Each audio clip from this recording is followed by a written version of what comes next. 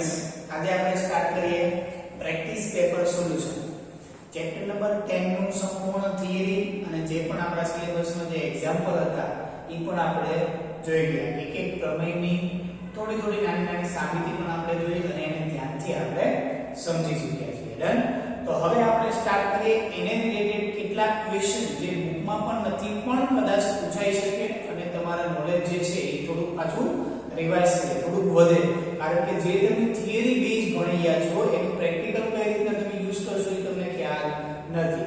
તો આવી રીતના હવે આપણે થોડા પ્રેક્ટિસ પેપર દરેક ચેપ્ટરને આપણે સોલ્વ કરશું, જેથી કરીને તમને બધા જ ક્વેશ્ચન જે કેવા ટાઈપના ક્વેશ્ચન પૂછાઈ શકે છે અને એનો શું આન્સર કઈ રીતના આપણે આન્સર આપીએ.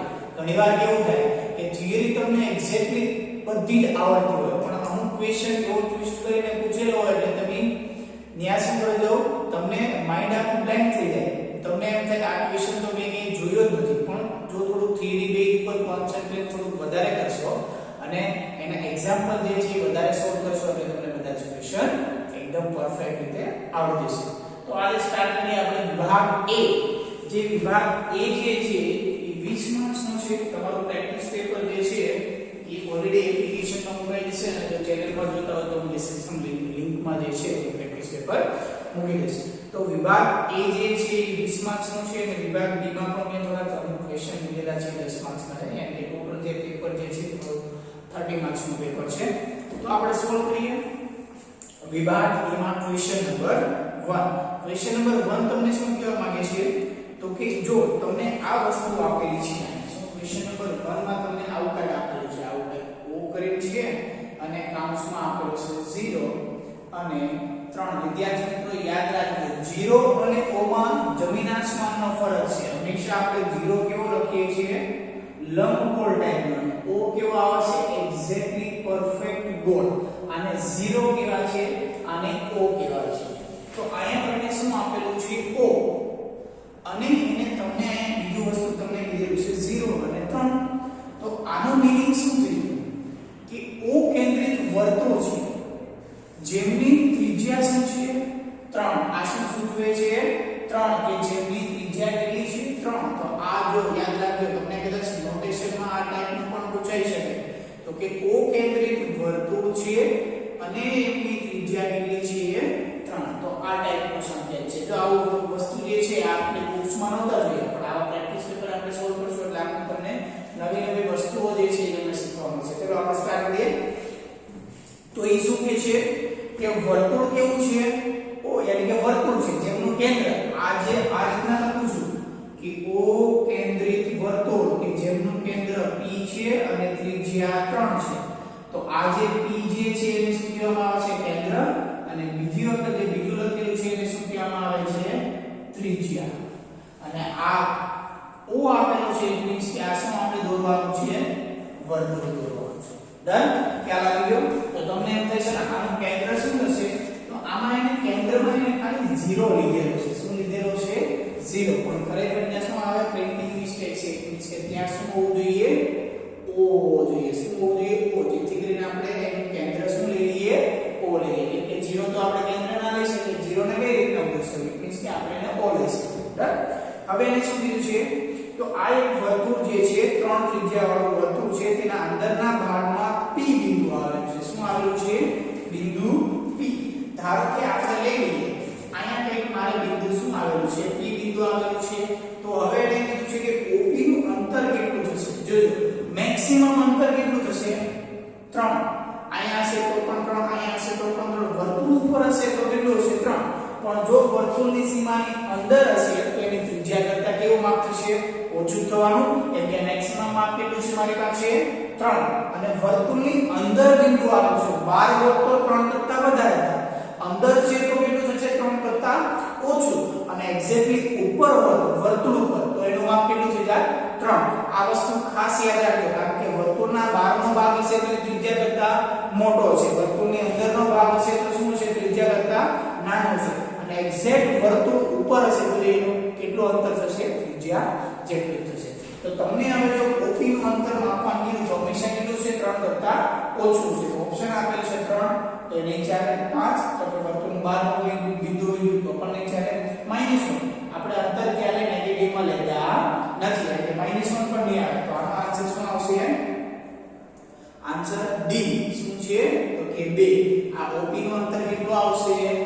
2 આવશે એવા જ ક્વેશ્ચન જે છે હવે આપણે ફટાફટ સોલ્વ કરીશું આ ફર્સ્ટ ક્વેશ્ચન જે તો આપણે સમજીશું હવે આપણે વાત કરીએ ક્વેશ્ચન નંબર 2 માં ક્વેશ્ચન નંબર 2 તમને શું પૂછ્યું છે તો કે ઓ કેન્દ્રિત વર્તુળ છે જો તમને શું આપેલું છે ટપ્પુ આપેલું છે આ સોરી અહીંયા તમને પણ શું આપશે ટપ્પુ એટલે પહેલા ક્વેશ્ચનમાં કોઈ મિસ્ટેક છે એટલે મિસ્ટેક બરાબર ચલો બીજો ક્વેશ્ચન લખું છું એટલે તમને વધારે ખ્યાલ આવે બીજા ક્વેશ્ચનમાં તમને સેમ આવો ટાઈપનો કંઈક ક્વેશ્ચન કીધેલો છે કે જેમાં ઓ જે વર્તુળ દોરવાનું છે કે જેનું કેન્દ્ર B છે અને ત્રિજ્યા 5 છે વર્તુળમાં સૌથી મોટી જીવા કઈ હશે તો આને આપણે જો વર્તુળ દોરીએ તો આવું કંઈક વર્તુળ થશે કે જેનું કેન્દ્ર કેટલું છે P અને ત્રિજ્યા આ કેટલી છે 5 જો મારે જીવા દોરવી હોય તો જીવાને મારે શું કરવું પડશે આ પેલા લંબાવવું પડશે એટલે કે આ પણ 5 થઈ ગઈ તો આ આખી થઈ ગઈ મારી જીવા તો આનું માપ કેટલું હશે સૌથી મોટી જીવાનું માપ કેટલું હોય 5 + 5 એટલે કે કેટલું છે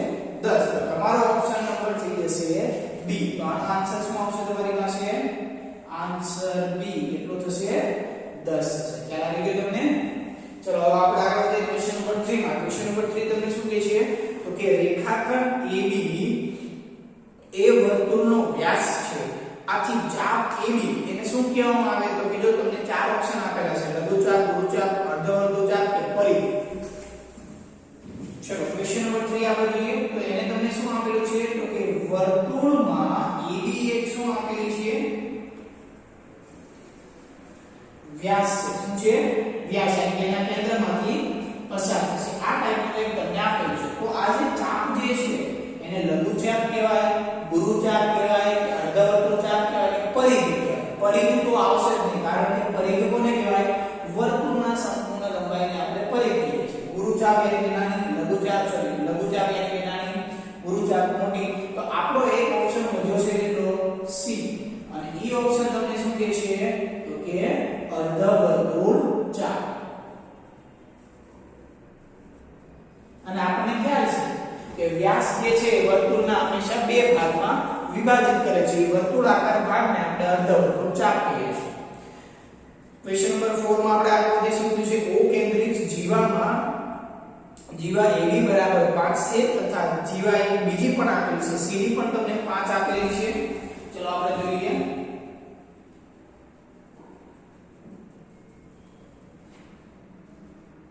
ક્વેશ્ચન નંબર 4 તમને શું કીધું છે ઓ કેન્દ્રિત વર્તુળ છે એટલે કે વર્તુળનું કેન્દ્ર શું છે O છે આ વર્તુળનું કેન્દ્ર હવે એમાં બે જીવા આપેલી છે એક AB જીવા છે તો AB જીવાનું માપ આપણે લખીએ અને એક છે CD જીવા તો આ જીવા લઈ લેવું સપોઝ AB અને એનું માપ 5 સેમ ટુ સેમ 5 માપની એક બીજી જીવા આપેલી છે ધારો કે હું અહીંયા લઈ લઉં છું CD અને હવે તમને આનું પણ માપ કેટલું છે 5 છે તો હવે તમને એમ કીધું છે કે COD 58 છે COD આ કેટલો છે 58 અંશ એટલે 58 તો તમને મેળવવાનું કીધો છે OB શું મેળવવાનું કીધું છે તમને AOB આ ખૂણો કેટલાનો થશે એ તમને મેળવવાનો કીધો છે હવે તમને ખ્યાલ છે કે વર્તુળની સમાન જીવા છે એ વર્તુળના કેન્દ્ર આગળ કેવો ખૂણો આંતરે છે સમાન ખૂણો આંતરે છે આ થિયરી આપણે ભણી ગયા છે પણ હવે જ્યારે દાખલો ભણીએ છીએ ત્યારે એ વસ્તુનો ઉપયોગ આવડવો જોઈએ તો કે વર્તુળની જીવા શું કરે છે સમાન જીવા વર્તુળના કેન્દ્ર આગળ સમાન ખૂણો આંતરે છે આ 58 નો હોય તો ખૂણો AOB પણ કેટલાનો થાય તમારી પાસે 58 અંશનો થાય એટલે તમારો થઈ જશે ઓપ્શન નંબર D તમારો ફાઇનલ આન્સર શું આવશે આન્સર D 58 અંશ ઓકે ચલો આપણે આગળ વધીએ ક્વેશ્ચન નંબર 6 માં શું કીધું છે વર્તુળની જીવા ખાલી જગ્યા બિંદુઓ વર્તુળ પર આવેલા હોય છે તો કે વર્તુળની જીવા જો આ વર્તુળની જીવા હોય તો એના કેટલા બે બિંદુ હોય એ બંને બિંદુ ક્યાં આવેલા હોય વર્તુળ ઉપર આવેલા હોય એટલે ક્વેશ્ચન નંબર 6 માં આવે કોઈને કઈ હશે પ્રોબ્લેમ નહીં હોય અને કેટલા બિંદુ આવશે બે બિંદુ જે છે એ વર્તુળની જીવા ઉપર આવશે તો એનો આન્સર શું થઈ જશે D આપણે આગળ વધીએ ક્વેશ્ચન નંબર 7 માં શું કહે છે વર્તુળના કેન્દ્રમાંથી વર્તુળની જીવા પર દોરેલ લંબ જીવાને ખાલી જગ્યા છે આ ક્વેશ્ચન વિદ્યાર્થી મિત્રો ખાસ યાદ રાખજો ક્વેશ્ચન નંબર છે 7 સોરી આપણે એક 5મા નંબરનો ક્વેશ્ચન પણ બાકી છે એમાં જોઈ લઈએ આપણે એટલે આપણે ક્વેશ્ચન નંબર 7 માં જોઈએ શું કીધું છે તો કે વર્તુળના આ એક જીવા છે વર્તુળના કેન્દ્રમાંથી પસાર થતી શું હોય છે? લંબ હોય છે. તો આપણે ખ્યાલ છે કે એ હંમેશા અહીં જો આ લંબ દોરો તો આ હંમેશા શું કરશે? બે સરખા ભાગ કરશે. કેવા કરશે? બે સરખા ભાગ. અથવા કેન્દ્રમાંથી પસાર થતી રેખા જો જીવાના બે સરખા ભાગ કરે તો એ હંમેશા કેવું હોય છે? લંબ હોય છે. લંબ હોય તો દુભાગ, દુભાગ હોય તો લંબ છે. આ વિદ્યાર્થી મિત્રો ખાસ યાદ રાખજો કે આનો આન્સર આવશે આન્સર બી. શું કરે છે? દુભાગે છે. હવે આપણે ક્વેશ્ચન નંબર 5 આપણે બાકી છે આપણે જોઈએ. ક્વેશ્ચન નંબર 5 માં તમને શું આપેલું છે? તો કે P કેન્દ્રિત વર્તુળમાં APB 45 અંશનો છે, CPB પણ કેટલાનો? 45 અંશનો. જો એમાં બંને ખૂણા જે છે જે આપણે ખૂણો આપેલો છે એ બંને ખૂણા કેવા છે? સરખા છે. અને એક જીવાનું માપ આપેલું છે AB 3.2. તો બીજી જે જીવા જે છે આપણે CD એનું માપ કેટલું છે? તો આને તમને આપણે જોયું જો જીવાના માપ સમાન હોય તો કેન્દ્ર આગળ આંતરગત ખૂણો કેવો થશે? સમાન થશે. તો સેમ ટુ સેમ આનો આ જ કોન્સેપ્ટ એવી જ રીતના જે આ ક્વેશ્ચન નંબર 5 જે તમને આપેલો છે એ તમને સેમ ટુ સેમ ઈ જ કહેવા માંગે છે.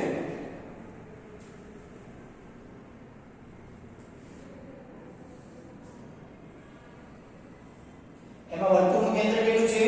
P. તો આ A B લીધું છે. APB જે છે એ તમને આપેલો છે કેટલાનો? 45 અંશનો. કેટલો આપેલો છે? 45 અંશનો આપેલો છે. અને હવે તમને એમાં એવું કીધેલું છે CPD એક બીજી એક જીવા તમને આપેલી છે CPD એ પણ કેટલાનો છે? 45 અંશનો. અને એમાં તમને આપેલું છે AB જે છે આ કેટલાનો આપેલું? 3.2. તો તમને ખ્યાલ છે કે આ AB જીવા અને CD જીવા કેન્દ્ર આગળ કેવા સમાન ખૂણા અંતરે છે એટલે કે જીવાઓ કેવી થશે? સમાન. તો અહીં માટે CD પણ કેટલી થશે? 3.2. તો તમારો આન્સર ઓપ્શન નંબર આવશે C 3.2. એકદમ ઈઝી માં ઈઝી ક્વેશ્ચન છે વિદ્યાર્થી મિત્રો, કાંઈ અઘરું છે નહીં. ચલો આપણે આગળ વધીએ. ક્વેશ્ચન નંબર 7 જોઈએ. ક્વેશ્ચન નંબર 8 માં આપણે જોઈએ. ક્વેશ્ચન નંબર 8 માં શું કહે છે? તો કે ત્રણ ભિન્ન અસમરેખ બિંદુઓ ખાલી જગ્યા વર્તુળ પસાર થાય છે. તો જ્યારે ત્રણ અસમરેખ બિંદુઓ હોય છે ત્યારે હંમેશા વર્તુળ કેટલું પસાર થાય છે? એક પસાર થાય છે. એક બિંદુમાંથી કેટલા વર્તુળ પસાર થાય? તો કે અસંખ્ય. બે બિંદુમાંથી કેટલા વર્તુળ પસાર થાય? ઈ પણ કેટલા થાય છે? અસંખ્ય. પરંતુ જો ત્રણ બિંદુઓ આવેલા હોય છે તો એમાં આપણી પાસે બે કન્ડિશન છે. એ ત્રણ બિંદુઓ જો અસમરેખ હોય છે તો એક વર્તુળ પસાર થશે, અને ત્રણ બિંદુઓ સમરેખ હોય છે તો એક પણ વર્તુળ ત્રણ બિંદુમાંથી પસાર થશે નહીં. આ થિયરી આપણે જોઈ લઈએ. હવે આપણે એક આગળ વધીએ. ક્વેશ્ચન નંબર 9 માં જોઈએ.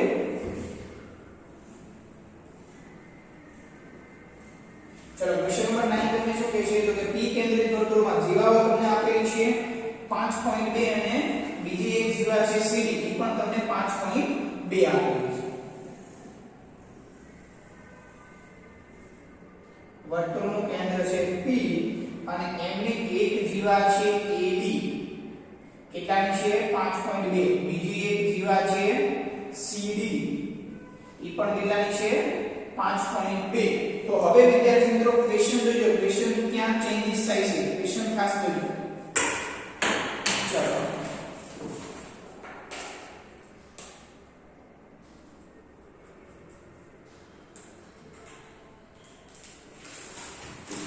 તમને એમાં આપેલું છે કે P માંથી જીવા પર દોરેલ લંબનો લંબપાળ M અને N છે. યાદ રાખજો શું બોલે છે? P માંથી જીવા પર દોરેલ લંબ, અહીંયા એક લંબ દોરવામાં આવે છે જ્યાં M નામ આપેલું છે, અહીંયા એક લંબ દોરવામાં આવે છે ત્યાં આપણે N નામ આપીએ. લંબનો લંબપાળ તથા PM આ જે PM આ PM નું માપ તમને વિદ્યાર્થી મિત્રો કેટલું આપેલું છે? 4.5. તો તમને એ કીધું છે કે PN નું માપ કેટલું છે? હવે તેને ખાલી જો અહીંયા આપણે કેન્દ્ર આગળ ખૂણો સમાન હોય તો જીવા સમાન હશે, અને જીવા સમાન હોય તો કેન્દ્ર આગળ ખૂણો. આ બે પોઈન્ટ આપણે જાણીએ છીએ. અને એક ત્રીજો પોઈન્ટ પણ શું છે? તો કે આપણે જીવા યાદ છે કે આપણે કેન્દ્રની જેમ જેમ નજીક જઈએ છીએ એમ જીવાની લંબાઈ વધુ છે, અને જેમ જેમ કેન્દ્રથી દૂર જઈએ છીએ એમ જીવાની લંબાઈ કેવી થાય છે? મોટી થાય, નાની થાય છે. આ બે પોઈન્ટ આપણે જોઈએ હતા. કેન્દ્રની નજીક મોટું, કેન્દ્રની દૂર નાનું. પરંતુ એક પોઈન્ટ એવો પણ હતો કે જે આપણે જોઈએ તો શું?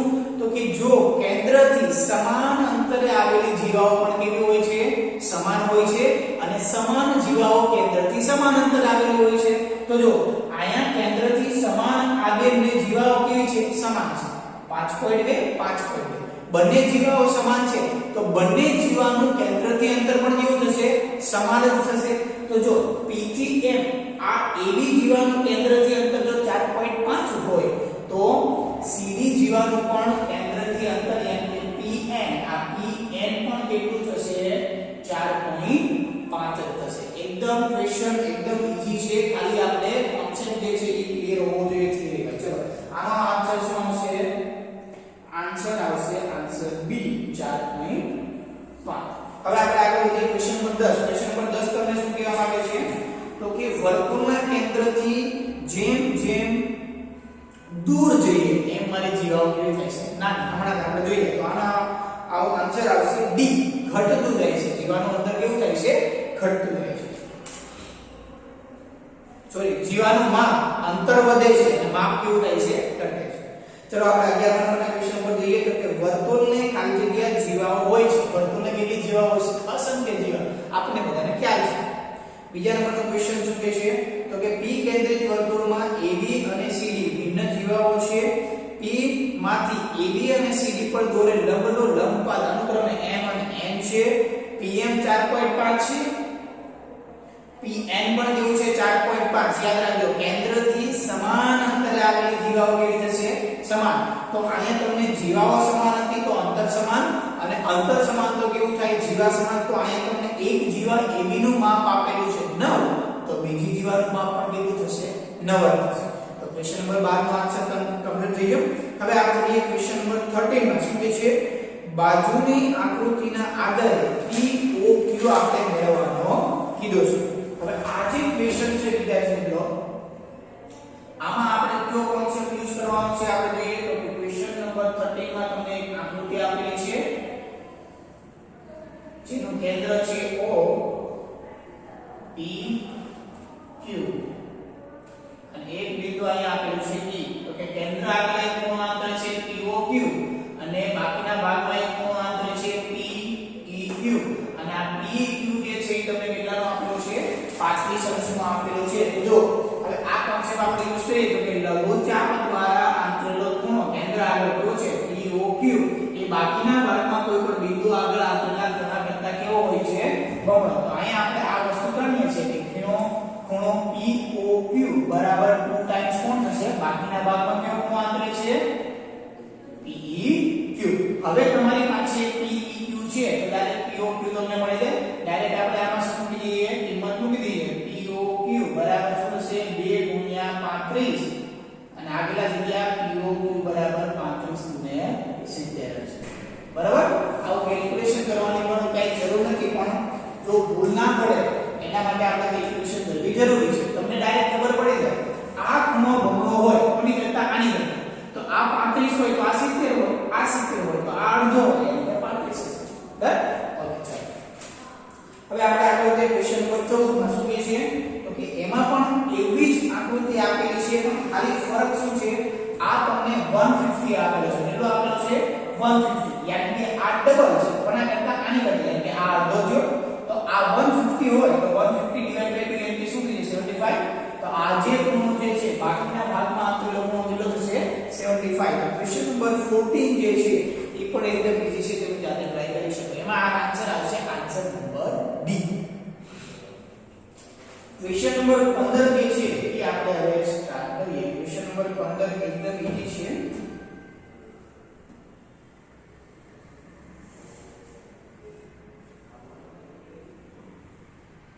ચલો એક AB જીવા આપેલી છે A B જીવા છે A કેન્દ્રથી અહીંયા એક લઘુવૃત્તાંશમાં આપેલું છે B વૃત્તખંડ અને અહીંયા પણ એક બિંદુ આપેલું છે C. આ ખૂણાનું માપ 70 અંશ આપેલું છે અને આ ટોટલ ખૂણાનું માપ 60 અંશ આપેલું છે. તો તમારે DBA યાની કે આ ખૂણો જે છે આ ખૂણો તમારે મેળવવાનો છે. ઓન્લી આ ખૂણો. ચલો કઈ રીતના મેળવશો?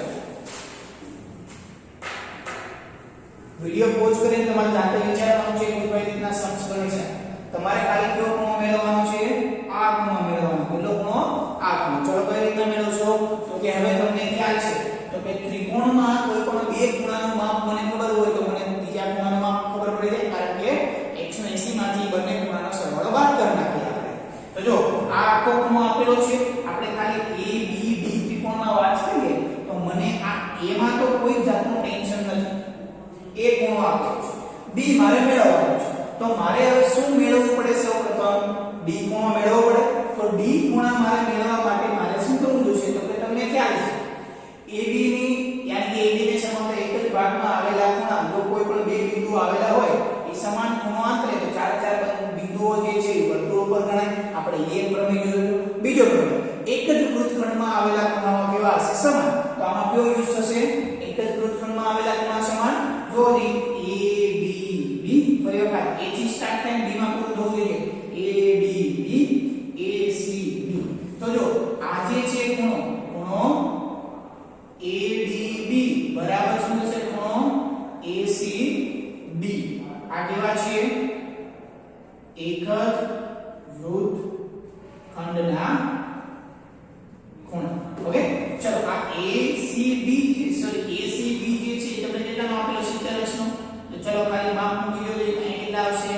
70. ઇટ મીન્સ કે આ જે છે કેટલાનો મળી ગયો? મારે 70 છે. હવે ત્રિકોણના ત્રણે ખૂણાનો સરવાળો યુઝ કરી શકું છું. ચલો ત્રિકોણના ત્રણે ખૂણાનો સરવાળો યુઝ કરીએ. આ ADB ખૂણો ADB વત્તા ખૂણો DBA વત્તા ખૂણો DBA વત્તા ખૂણો A વત્તા ખૂણો DAB બરાબર કેટલા થશે? 180. કારણ કે ત્રણે ખૂણા લખી નાખ્યો. જો આયાનો ખૂણો A આખો લખી શકો પણ આયા લખી શકું નહીં. હવે આ 70 આ 60 તો આપણે લખી નાખો. ચલો D ખૂણો 70 નો છે, B ખૂણો તો આપણે મેળવવાનો છે, DBA તો મેળવવાનો છે. આ કેટલા છે? 60 છે. ટોટલ છે મને 180. આ બંનેનો સરવાળો એટલે કેટલા થશે? 130 થશે. તો ખૂણો DBA બરાબર વત્તા 130 180. 130 ને બે બાજુ લઈ જાઓ એટલે કેટલા થશે? DBA બરાબર 180 130 મીન્સ કે તમારી પાસે આવી ગયો DBA કેટલાનો આવી ગયો? 50 હર્ટ્ઝ. કેટલાનો આવી ગયો? 50 હર્ટ્ઝ. તો તમારો આન્સર શું થશે? 50. ડન છે ને? એકદમ ઈઝી.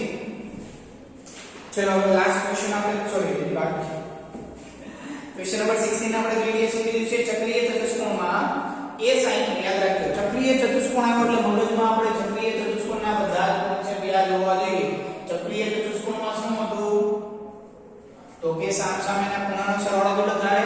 180. તો આજે ક્વેશ્ચન નંબર 16 માં આપણે લઈએ તો કે ચક્રીય ચતુષ્કોણ લઈ લઈએ કે જે શું આવેલો છે? વર્તુળ ઉપર આવેલ છે. ચલો એનું નામ આપી દઉં છું હું. આ A B C અને D. હવે આપણે જોઈએ કે શું આપેલું છે. તો કે A ખૂણો તમને કેટલાનો આપેલો છે? 60 નો. તો તમારે ખાલી C મેળવવાનો છે. એકદમ ઈઝી માહિતી તમને ખ્યાલ છે. સામસામેના ખૂણા A + C કેટલા થાય? 180 ના. ખૂણા A નું માપ કેટલું આપેલું? 60. ખૂણા C ને કરતા બનાવો એટલે શું થશે? 180 માંથી 60 બાદ કરશો. મીન્સ કે ખૂણો C કેટલાનો આવશે છે? 120 અંશ. કેટલાનો આવશે? 120 છે ને? એકદમ ઈઝી. બસ ચક્રીય ચતુષ્કોણનો કોન્સેપ્ટ યાદ હોય એટલે આપણે આવડી જાય. હવે આપણે વિધાન થોડા ખરા ખોટા છે એ પણ જોઈ લઈએ. વિધાન ખરું છે કે ખોટું તમે જણાવો. ચલો શું કહે છે? અર્ધવર્તુળમાં આવેલ ખૂણો કાટખૂણો હોય છે. તો તમને ખ્યાલ છે આ વસ્તુ પણ આપણે જોઈ ગયા. ક્વેશ્ચન નંબર 17 અર્ધવર્તુળ પરનો કોઈ પણ ખૂણો, આ સપોઝ મારો AB વ્યાસ હોય એટલે અર્ધવર્તુળ થઈ ગયો. સપોઝ આ ખૂણો હું લઉં C, તો આ ખૂણાનું માપ હંમેશા કેટલું હોય છે? કેટલું હોય છે? કાટખૂણો હોય છે. કેટલાનો હોય છે? કાટખૂણો. આ વસ્તુ ખાસ યાદ રાખજો. ચલો અર્ધવર્તુળ પરનો કોઈ પણ ખૂણો કેવો હોય છે? કાટખૂણો. ઇટ મીન્સ કે આનું આન્સર આ વિધાન તો ઓલરેડી કેવું છે? સત્ય છે. કેવું છે? સત્ય. ક્વેશ્ચન નંબર 18 માં જઈએ. બે સંકેન્દ્રિત વર્તુળની ત્રિજ્યાઓ સમાન હોય છે. શું કીધું છે? સમકેન્દ્રિત વર્તુળ. વિદ્યાર્થી મિત્રો આ ખાસ યાદ રાખજો. સમકેન્દ્રિત કોને કહેવાય? તો કે વર્તુળો ગમે એટલા હોય, બે કીધા, ત્રણ કીધા, ચાર કીધા હોય, પાંચ કીધા હોય, ગમે એટલા. સમકેન્દ્ર કીધું ઇટ મીન્સ કે બધા જ વર્તુળનું કેન્દ્ર તો સમાન જ હશે. તો જો હું સમકેન્દ્રિત વર્તુળ દોરું, ધારો કે એક વર્તુળ આ દોરું છું જેનું કેન્દ્ર કેટલું છે આ.